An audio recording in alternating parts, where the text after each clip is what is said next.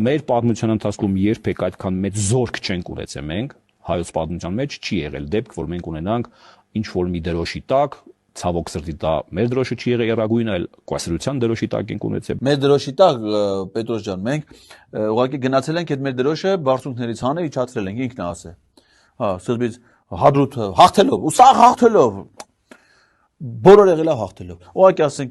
մեր դրոշը մեր դիրքերում այլ է, հանել են, բերել են, տարել են գերեզման։ Հադրութում այլ է, տարել են գերեզման, Շուշիում այլ է, հանել են, տարել են գերեզման։ Ստեփանակերտից մեր եռագույն դրոշը, որ ինքը այդքան սիրում է,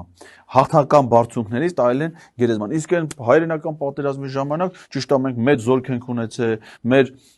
ժողովուրդը հերոսական մարտեր ա մղել։ Արա, բայց դա մի րոպե, Արտուր, մի րոպե, սա խառնես դու իրար։ Մերոնց պատճառով չի է Ստալինգրադը, որ սովետական մի։ Այսինքն այդ հայ ժողովրդի մեղքով չի, որ մեր միացյալ Հայաստանը չի ստեղծվել